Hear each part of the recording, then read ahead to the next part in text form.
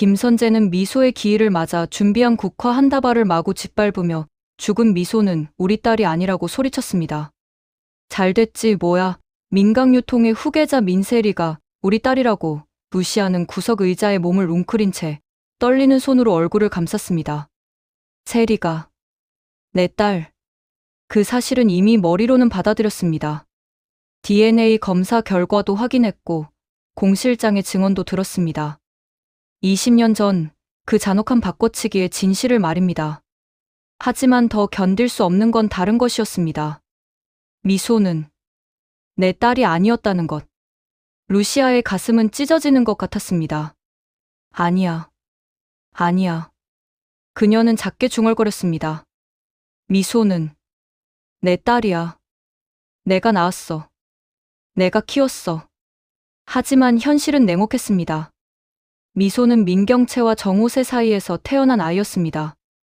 루시아가 10달을 품고 진통 끝에 낳았다고 믿었던 그 아이가 사실은 병원에서 바뀐 다른 사람의 딸이었습니다.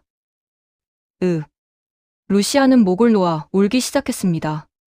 소리 없이 흘리던 눈물이 이제는 통곡으로 변했습니다. 20년을 함께 살았던 그 기억들이, 미소의 웃음과 울음이, 그 작은 손길과 따뜻한 체온이 모두 거짓이 되어버린 것 같았습니다. 미소야. 미안해. 엄마가 널 지켜주지 못해서. 내가 누구 딸이든 엄마한테는 내가 전부였는데. 루시아의 목소리는 떨렸습니다. 선재에게 버림받고 홀로 낳아 키운 딸. 세상이 아무리 차갑게 대해도 미소만은 루시아의 전부였습니다. 그 아이를 위해 살았고 그 아이가 죽은 후에는 그 아이를 위해 복수했습니다.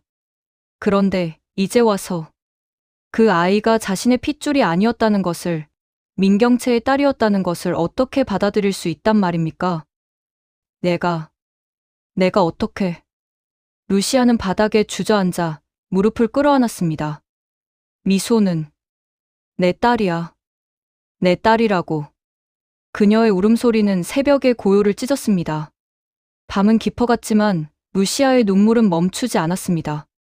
천장을 응시하던 그녀의 눈빛에는 절망과 분노, 그리고 견딜 수 없는 슬픔이 뒤섞여 있었습니다. 지금 루시아가 기댈 수 있는 사람은 문태경밖에 없었습니다. 태경과 루시아는 회장실에 다시 마주 앉아 복수의 칼을 갈아야 하는, 서로 믿고 의지할 수 있는 동지들이었습니다. 스텔라장이 매몰차게 루시아를 밀어내고 민경채 편에 서게 되는 순간에도 오직 문태경만이 루시아 편에 서서 위로해 주었습니다. 부모님의 원한을 갚기 위해 함께 걸어온 4년의 세월이 둘 사이에는 말없는 신뢰로 쌓여 있었습니다. 문태경은 루시아를 조심스럽게 마주했습니다. 루시아 씨, 괜찮으십니까? 루시아는 여전히 창백한 얼굴이었지만 눈빛만은 차갑게 빛났습니다. 괜찮지 않습니다. 하지만 멈출 수는 없어요. 김선재가 비자금 증거를 확보하고 있어 언제든 민두식 회장을 대적할 수 있어요. 태경은 잠시 숨을 고르며 말했습니다. 그렇다면 일단 지켜봅시다. 김선재가 무슨 수를 쓰는지. 민경채를 무너뜨리려는 건 우리도 마찬가지니까.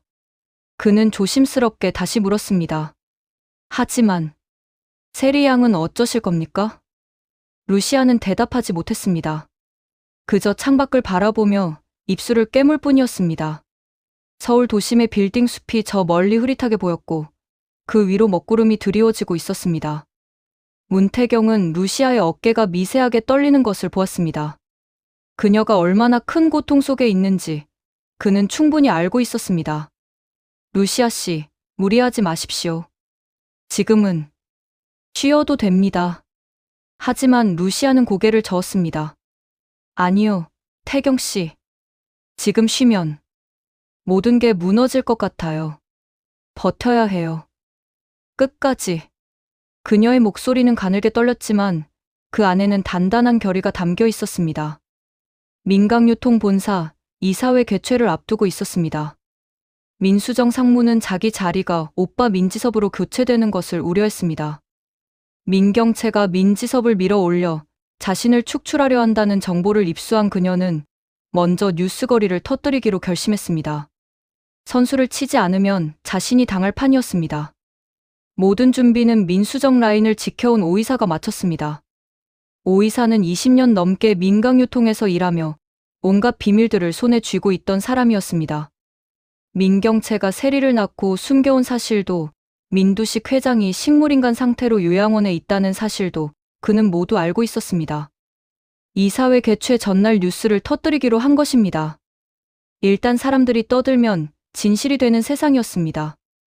나중에 진실이 밝혀지더라도 이미 꺼진 불과 같은 일에 사람들은 무관심하다는 진리를 그들은 잘 알고 있었습니다. 오 이사는 익명으로 경제신문 데스크에게 자료를 전달했습니다. DNA 검사 결과, 병원 기록, 그리고 민경채와 세리의 20년 사진들까지 모두 포함된 폭탄 같은 자료였습니다. 그날 저녁, 경제뉴스. 오후 7시, 저녁 경제뉴스가 시작되었습니다. 앵커의 차갑고 단호한 목소리가 전국으로 울려 퍼졌습니다. 속보 민간유통 민경채 사장, 친딸 숨기고 동생으로 키워. 민세리, 알고 보니 민경채의 친딸. 20년간 숨겨진 진실. 회장은 식물인간 상태. 민경채 사장, 이사회에서 탄핵 위기. 뉴스는 순식간에 세상에 퍼져나갔습니다. 포털 사이트 실시간 검색어 1위부터 10위까지가 모두 민경채, 민세리, 민강유통으로 도배되었습니다. 댓글창은 분노와 조롱으로 가득 찼습니다. 재벌이면 다 되는 줄 아나? 딸을 동생으로 숨기다니 정말 끔찍하다. 민씨 일가, 이번엔 끝났네. 민세리가 사실은 민경채의 친딸이라는 충격적인 뉴스가 대한민국 전역을 뒤흔들었습니다. 거실에서 세리는 TV 뉴스를 멍하니 바라보고 있었습니다. 화면 속에서 자신의 사진이 나오고 앵커가 차갑게 읽어 내려가는 기사 내용이 귀에 들어왔습니다. 민세리 씨는 사실 민경채 사장이 20년 전 낳은 친딸로 밝혀졌습니다. 하지만 민 사장은 이 사실을 숨긴 채 세리 씨를 이복동생으로 위장해 키워왔습니다. 민강유통 내부에서는 이미 오래 전부터 이 사실을 알고 있었다는 증언도 나오고 있습니다. 세리의 손이 떨렸습니다. 리모컨이 손에서 미끄러져 바닥으로 떨어졌습니다. 플라스틱이 깨지는 소리가 거실에 울렸지만 세리는 그것조차 인식하지 못했습니다. 거짓말. 이게 무슨... 그녀의 입술이 파르르 떨렸습니다. 눈앞이 하얗게 변하는 것 같았고 숨이 막혀왔습니다. 세리는 지난 20년의 기억을 떠올렸습니다. 언니라고 불렀던 민경채. 항상 자신을 지켜준다고 생각했던 그 사람. 하지만 그 모든 것이 거짓이었단 말입니까? 나는 누구지? 세리의 손이 가슴팍을 움켜쥐었습니다. 그때 민경채가 거실로 들어왔습니다.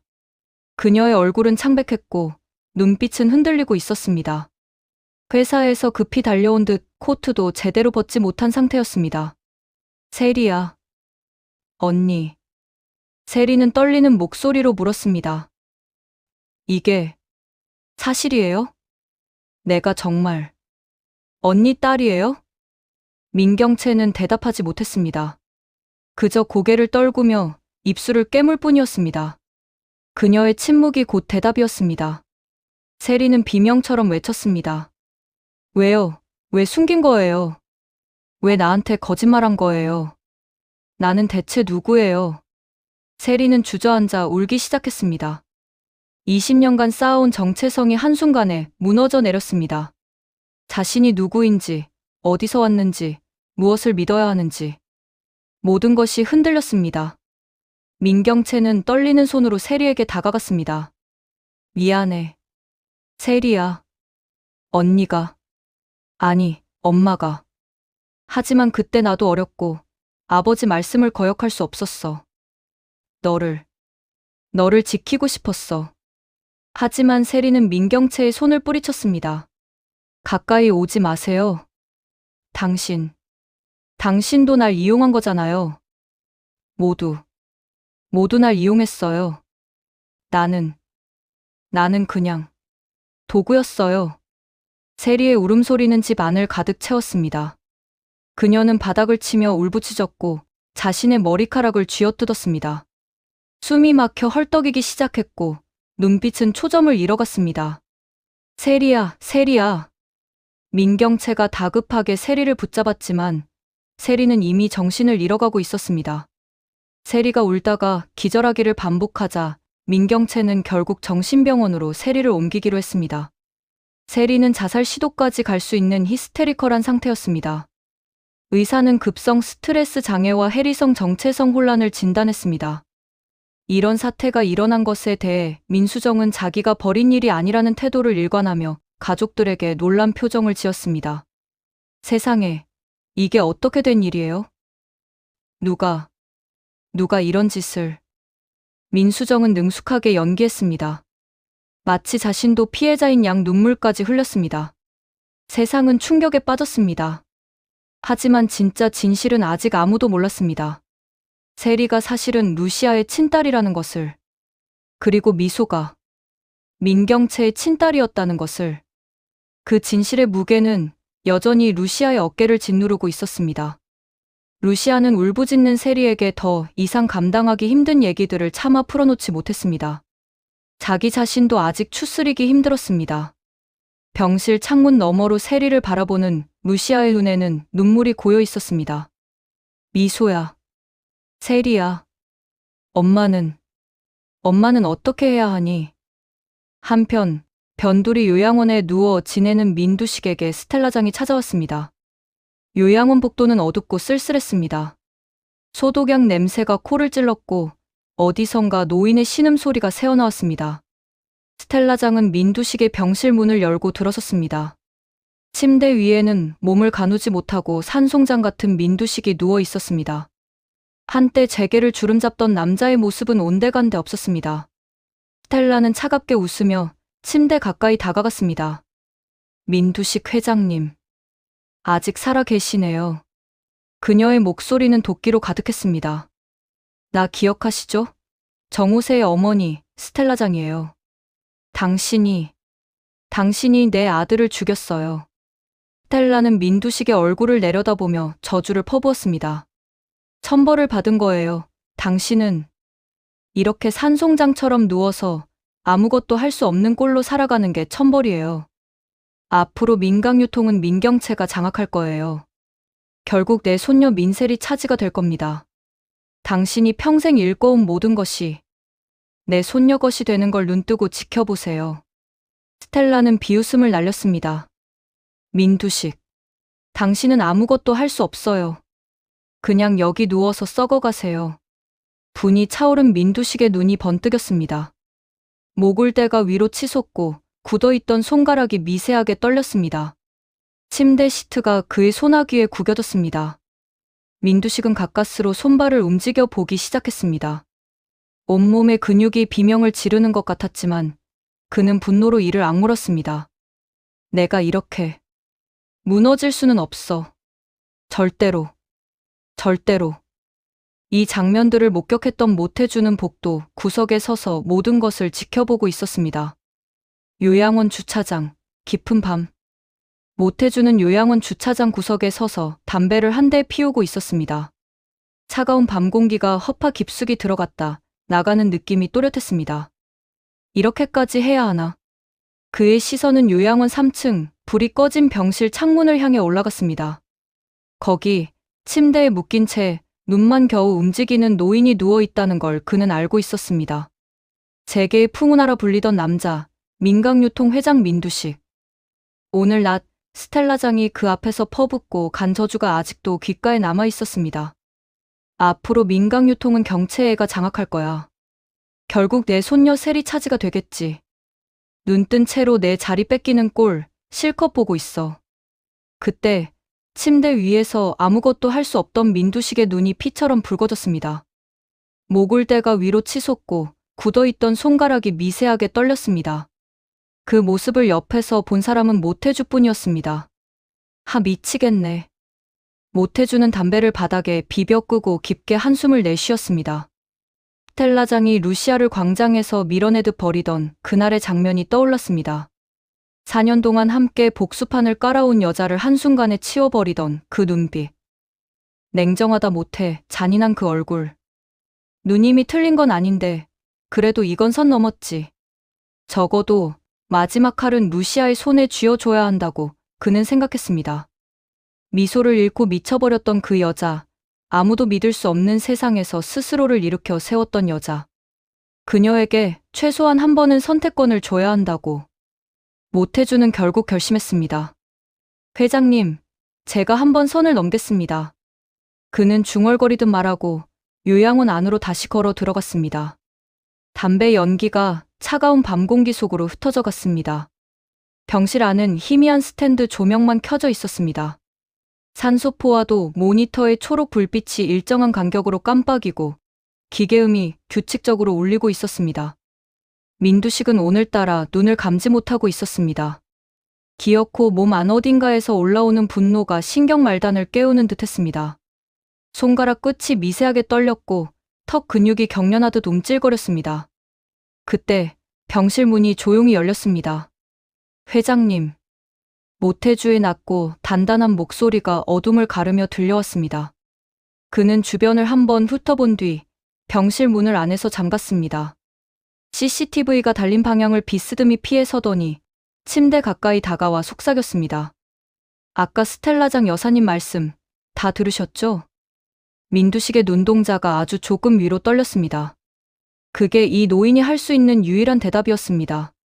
루시아를 내치고 민경채를 올리고 마지막에는 민세리까지. 회장님, 그 꼴 그냥 보고만 계시겠습니까? 민두식의 눈이 번뜩였습니다. 모태주는 그 눈빛을 보고 확신했습니다. 아직 이 사람은 살아있다. 그는 가방에서 서류 한 묶음을 꺼냈습니다. 회장님, 이건 퇴원 동의서입니다. 그리고 새로운 요양병원 입원 동의서죠. 보호자 이름은? 모태주는 살짝 웃었습니다. 정루시아 회장대행님. 민두식의 눈가가 움찔거렸습니다. 루시아. 그녀에게 데려다 드리겠습니다. 그때였습니다. 민두식의 오른손이 아주 조금 침대 위에서 떨리듯 움직였습니다. 손가락 끝이 이불을 긁은 듯 미세하게 구부러졌다 펴졌습니다. 모태주는 숨을 멈췄습니다. 이 노인은 더 이상 식물인간이 아니었습니다. 움직일 수 없을 뿐 모든 것을 보고, 듣고, 기억하고 있는 사람이었습니다. 좋습니다. 그럼 함께 나가볼까요, 회장님? 모태주는 준비해 둔 얇은 담요를 덮고 조심스럽게 민두식을 휠체어로 옮겼습니다. 노인의 몸은 뼈만 남은 듯 가벼웠습니다. 그렇게 모태주는 한밤중에 민두식을 요양원에서 빼내었습니다. 그렇게 루시아와 민두식은 다시 재회할 수 있었습니다. 하지만 루시아가 민두식을 본 순간 그 자리에서 목 졸라 죽이고 싶은 분노가 치밀어 올랐습니다. 이 사람을 왜 여기에? 루시아의 손이 떨렸습니다. 눈빛에는 증오와 살해가 가득했습니다. 루시아 씨, 진정하십시오. 모태주가 조용히 말했습니다. 회장님이 아직 끝나지 않았습니다. 루시아 씨의 손으로 마무리하셔야 합니다. 루시아는 떨리는 손으로 민두식의 얼굴을 응시했습니다. 한때 자신을 짓밟았던 남자. 미소를 빼앗아간 남자. 그 남자가 이제 산송장처럼 그녀 앞에 누워 있었습니다. 문태경은 하루에도 몇 번씩 루시아에게 전화를 걸었습니다. 그의 걱정은 단순한 감정적 염려가 아니었습니다. 지금 루시아가 서 있는 장소는 민두식 일가의 마지막 숨결이 남아있는 호랑이 굴이었기 때문입니다. 전화기 너머로 들려오는 태경의 낮고 안정된 목소리는 언제나 같았습니다. 루시아 씨 괜찮습니까? 혹시라도 혼자 견디고 있는 건 아니죠? 하지만 루시아는 단 한 번도 약한 내색을 하지 않았습니다. 평정한 척, 담담한 척 목소리를 단단히 다듬었습니다. 저 괜찮아요. 걱정하지 마세요, 태경 씨. 저는 흔들리지 않습니다. 그러나 그 말과는 다르게 그녀의 마음은 끝없이 흔들리고 있었습니다. 하지만 태경 앞에서만큼은 나약해지고 싶지 않았습니다. 그 감정이 무엇인지, 사랑인지, 동지애인지, 아니면 복수의 전우로서의 자존심인지 알 수 없었습니다. 하지만 한 가지는 분명했습니다. 루시아는 지금 무너져서는 안 되는 사람이었습니다. 부모가 죽은 그 자리에서, 미소를 잃은 그 자리에서, 민두식 일가의 소나귀에서 무너진다면 그동안 그녀가 쌓아온 모든 복수가 한순간에 의미를 잃게 됩니다. 그래서 루시아는 스스로를 다잡았습니다. 차가운 공기를 깊게 들이마시고 회장실 의자에 곧게 앉았습니다. 눈가에 맺힌 붉은기마저 억지로 밀어냈습니다. 나는 버틸 수 있어야 합니다. 지금 무너지면 모든 게 끝나는 것입니다. 그 사이 김선재의 발걸음은 마치 회장실을 제 집처럼 드나드는 듯 가벼워졌습니다. 그는 늘 불쾌한 미소를 띠고 같은 말을 반복했습니다. 비자금 파일 이제 터뜨릴 때가 된 것 아닙니까?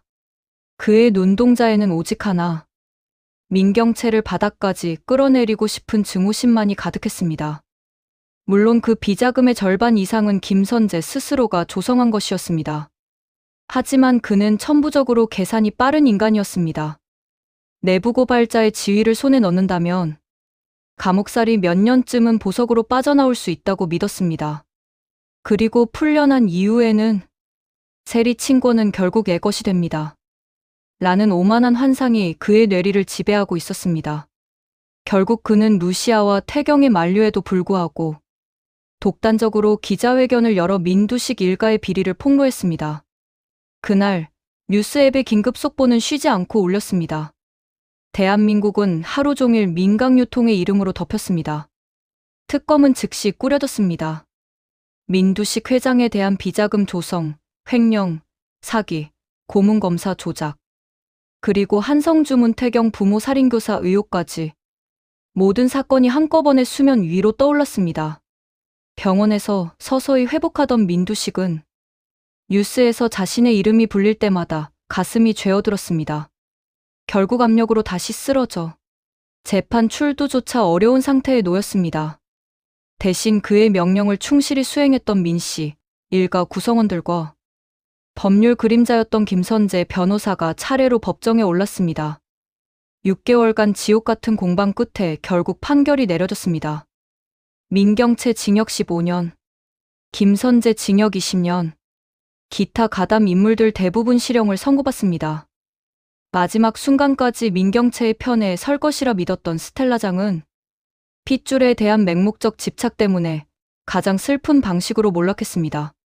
그녀는 세리의 존재를 확인하는 단 몇 분 만에 평생 지켜온 루시아를 배반했습니다. 그리고 그 사실을 깨달은 밤, 스텔라장은 루시아 앞에 무릎을 꿇었습니다. 루시아, 내가 정신을 잃었어. 내가 나를 얼마나 믿었는지, 그걸 내가. 그녀의 어깨는 수십 년 만에 처음으로 떨리고 있었습니다. 루시아는 눈을 감고 숨을 고르며 말했습니다. 여사님 이제 와서 그걸 따져 무엇하겠습니까? 그 말에는 분노와 원망이 함께 담겨 있었습니다. 하지만 동시에 루시아답게 인간적인 온기 또한 흐르고 있었습니다. 법적 복수는 모두 끝났지만 루시아에게 남은 가장 큰 숙제는 세리였습니다. 세리는 진실을 알고 난 뒤 심신미약 상태에 빠져 정신요양원에서 치료를 받고 있었습니다. 자신이 민경채의 딸이 아니라는 사실보다 백미소를 죽음으로 몰고 간 죄책감이 그녀의 영혼을 계속 갉아먹고 있었습니다. 루시아는 날마다 작은 화병을 들고 요양원을 찾았습니다. 세리가 자고 있으면 조용히 이불을 펴주었고, 세리가 깨어 있으면 말없이 손을 잡고 함께 앉아 있었습니다.